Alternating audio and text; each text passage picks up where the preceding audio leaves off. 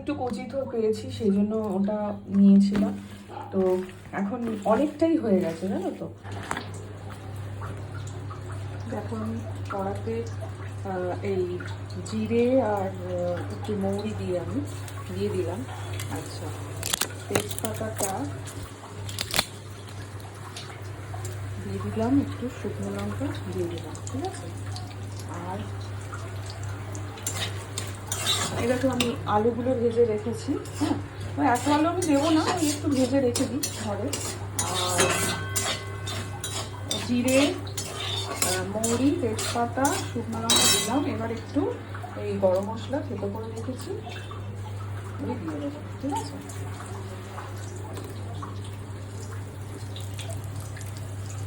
দিয়ে দিলাম। একটু মোটামুটি ভাজা ভাজা হলে, গন্ধটা বেরোলে, আমি তো তেল তুলে রেখেছি, অনেকটা তেল বাবা, এতটা তেল। তো অল্প তেলেই রান্না করতে পছন্দ করি না, বেশি তেলে রান্না করি না। দরকার হলে একটু ঘি দিয়ে দেবো, তাও ভালো। এই ঘিটা আমি ইউজ করি, ঘি দিয়ে দেবো তাও ভালো, কিন্তু আমি এবার আমি এই এটা গন্ধটা বেরিয়ে গেছে। এ দেখো আমি না ছোলার ডাল, এবং ছোলা তো সবসময় অ্যাভেলেবেল থাকে না, তো ছোলার ডালটাকে আমি ভিজিয়ে একটু ড্রাই করে রেখে দিয়েছিলাম, ঠিক আছে, শুকনো করে ধুয়ে আর কি। তো এবার এটাকে আমি না দিয়ে দিচ্ছি, এটা একটু হালকা করে ভেজে নেব, হালকা করে না ভেজে নেব। তাহলে কি না, ছোলা তো সবসময় ভালো থাকে না, তো আমি এইভাবেও অনেক সময় রান্না করি। ছোলার ডালটা ভেজে দিলাম, যে ভাজা ভাজা একটু হয়ে গেল। ছোলার ডালটা ভাজা ভাজা হয়ে গেছে।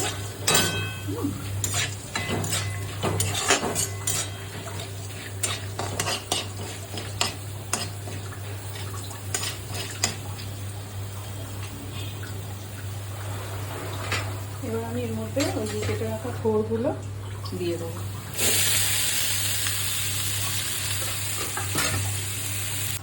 একটু জল দিয়ে দিলাম, আর একটু না নারকোল দিয়ে দিলাম, জল, নারকোল, আর নুন হলুদ তো দেওয়াই ছিল থোড়ের মধ্যে। ওটা হলে একটু জিরে গুঁড়ো দেবো, ভাজা জিরের গুঁড়ো, এরকম ভাজা জিরের গুঁড়ো দিয়ে দিয়েছি, নারকেল দিয়ে দিয়েছি, একটু কাঁচা লঙ্কাটা পরে ছড়াবো, টমেটোটা কেটে দিয়েছি, আর আলুটাও পরে দিয়ে দেবো, ঠিক আছে। ওটা দিয়ে না ভোরটা সেদ্ধ হবার মানে অনেকটাই মজে গেছে, নুন হলুদ দিয়ে মজে রাখলে অনেকটাই মজে যায়। এবার একটু আমি তোমার করবো, একটু জল দিয়ে আমি ঢাকা দিয়ে দেবো।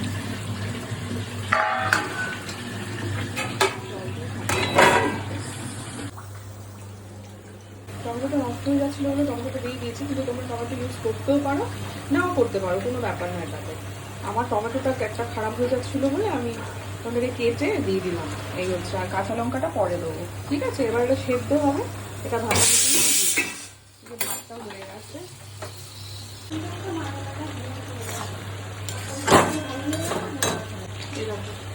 এই ডালগুলো সব সেদ্ধ হয়ে গেছে, ডালগুলো সেদ্ধ হয়ে গেছে, থোড়ও সেদ্ধ হয়ে গেছে। আমি একটু ঘি দিয়ে দিয়েছি, আর তোমার দেবো ওই মিষ্টি দিয়ে দিয়েছি। মিষ্টি বলতে আমি তো গুড় খাই, আর যারা চিনি খাও তারা চিনি দেবে, একটু দিতে হয়, তরকারিটা ভালো লাগে। আর আলুগুলো ভেজে রেখেছিলাম, আলুগুলো দিয়ে দিয়েছি। চলো, আমার থোড়ের তরকারি রেডি। আর তোমরা কে কে এইভাবে থোড়ের তরকারি রান্না করো আমাকে অবশ্যই কিন্তু জানাবে, ঠিক আছে। টাটা।